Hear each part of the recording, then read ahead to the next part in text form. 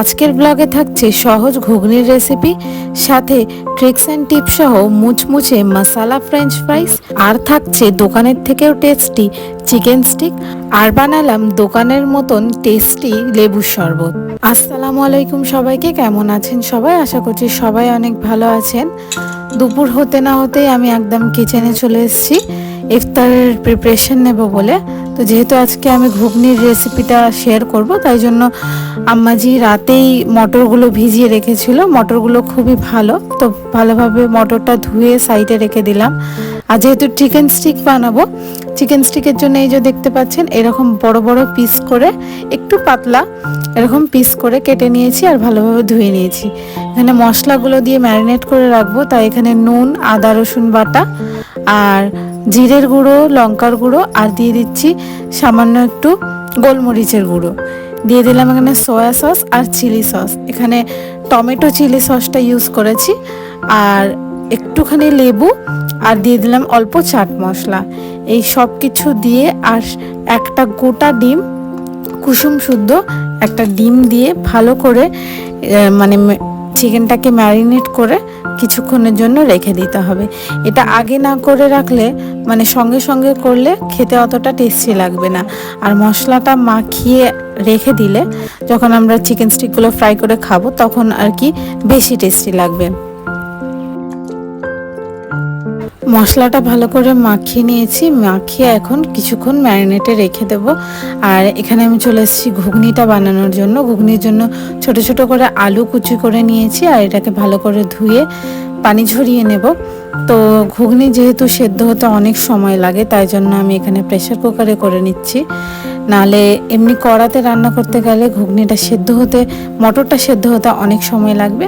তো এখানে আমি প্রথমেই তেল দিয়ে দিলাম, তেল দিয়ে দিলাম 5 ফোড়ন।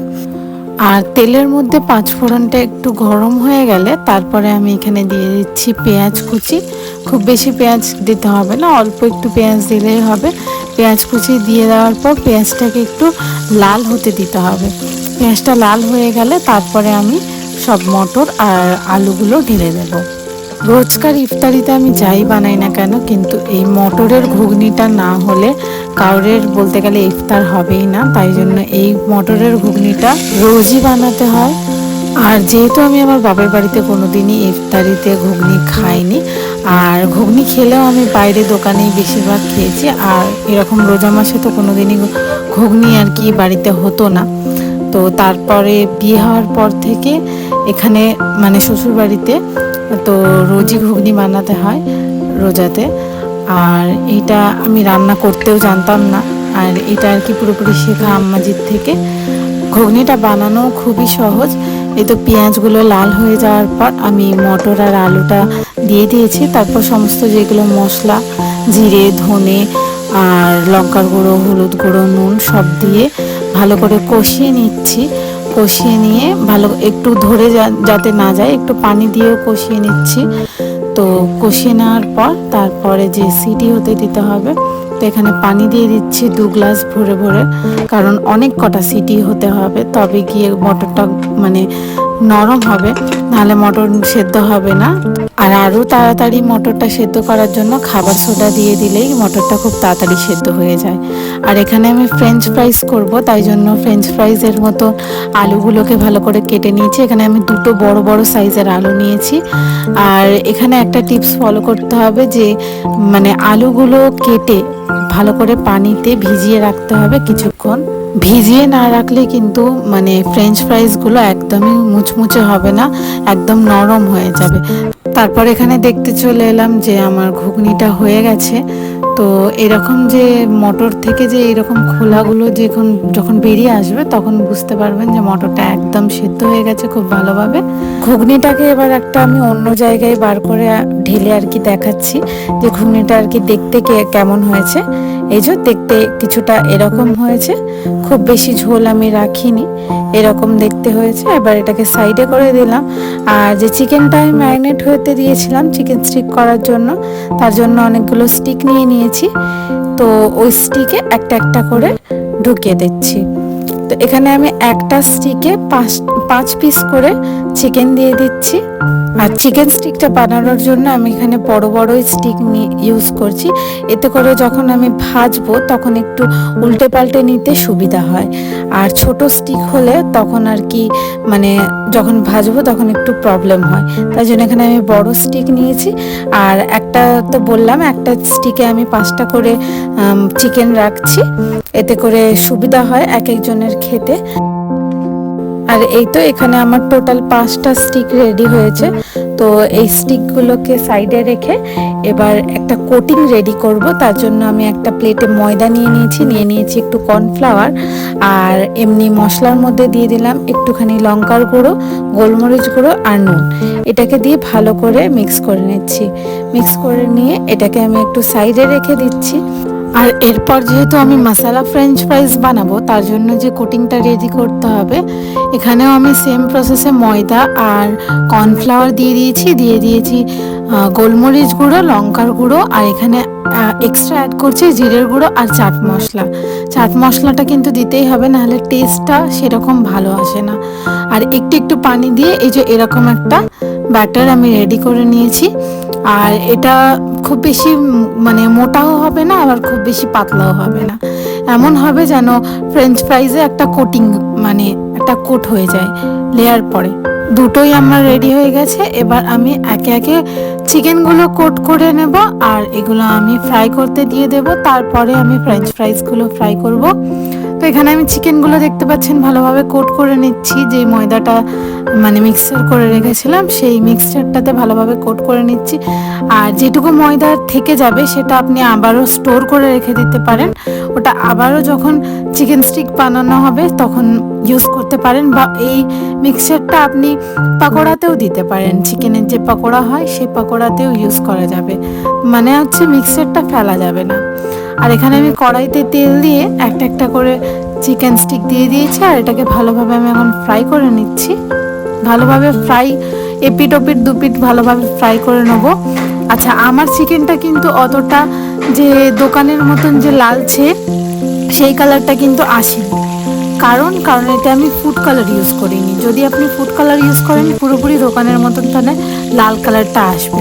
আমি যেহেতু ইউজ করিনি তাই এরকম কালার এসছে, মানে চিকেন ফ্রাই করলে যেরকম কালার আসে সেরকম কালার এসছে।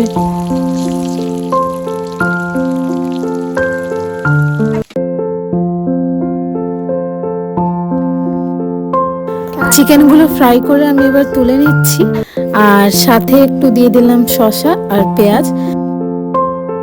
চিকেন স্টিকটা দেখতে যত সুন্দর লাগছে খেতেও ভীষণই মজার হয়েছিল। আর বাইরের চিকেন স্টিকের সাথে এই ঘরের চিকেন স্টিকটার শুধুমাত্র একটাই তফাৎ, ফুড কালারে।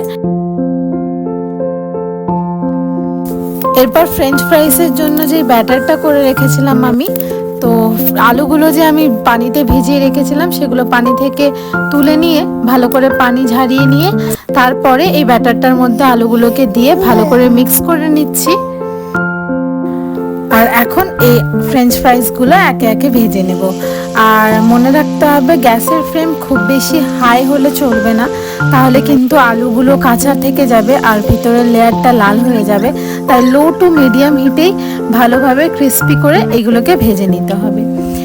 এগুলো প্রথমে এরকম জড়িয়ে যাবে, তাই একটু পর তেলে দেওয়ার একটু পরেই এরকমভাবে আলাদা আলাদা করে দিচ্ছি আমি, যেহেতু এগুলো যেন আলাদা হয়ে যায়।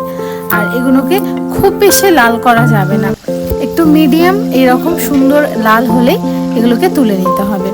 আমি এগুলো তুলে নিচ্ছি এবার।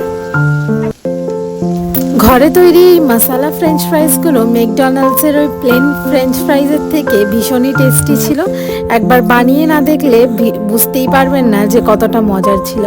আর এখানে আমি একটা আলু আর কি মানে একটা ফ্রেঞ্চ ফ্রাইস নিয়ে এরকম ভেঙে দেখাচ্ছি যে কতটা মুচমুচে হয়েছে।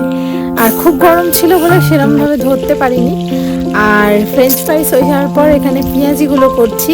পেঁয়াজি না করলে তো ইফতার মানায় না, সবাই জানি আমরা, পেঁয়াজি তো করতেই হবে। তো এখানে পেঁয়াজিগুলো ছেড়ে দিলাম, পেঁয়াজিগুলো হয়ে যাবে তাহলে আমার মানে ভাজাভাজিগুলো ডান।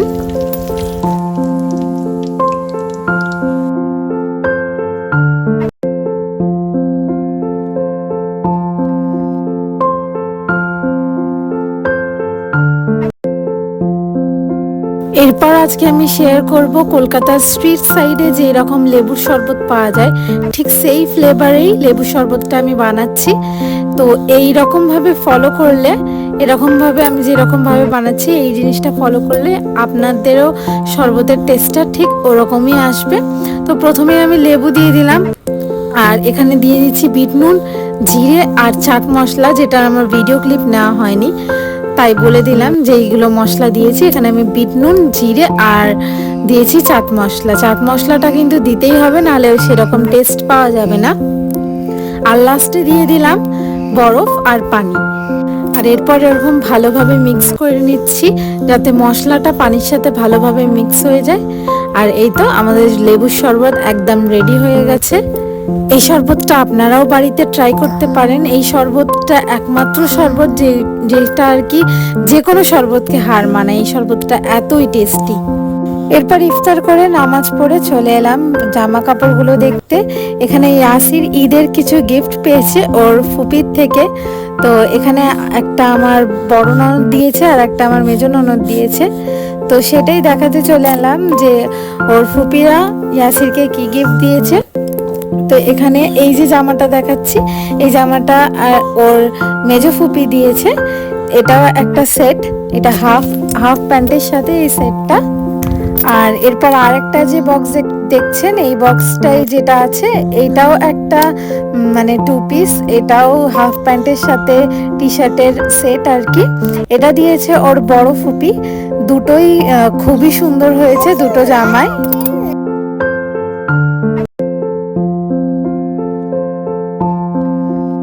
আর আমাদেরও ঈদের প্রায় শপিং কমপ্লিট। এখানে যে দেখতে পাচ্ছেন যে এত ব্যাগগুলো জড়ো হয়েছে, এগুলো সব ঈদের শপিং করা হয়েছে। এগুলো ইনশাআল্লাহ অন্য একটা ভিডিওতে আপনাদের সাথে শেয়ার করব। আর যেহেতু 20টা রোজা পড়ে গেছে আর 21 রাত শুরু হয়ে গেছে, আর এটা 21 রাত মানেই হচ্ছে কদরের রাত, তাই রাত জেগে কিছু ইবাদত করলাম, সবার জন্য দোয়া করলাম। আজকের ব্লগটা এখানেই শেষ করছি। আমার ভিডিওটা ভালো লেগে থাকলে আমার ভিডিওতে একটা লাইক দেবেন আর আমার চ্যানেলটাতে একটা সাবস্ক্রাইব করে দেবেন। সবাই ভালো থাকবেন। আল্লাহ হাফিজ।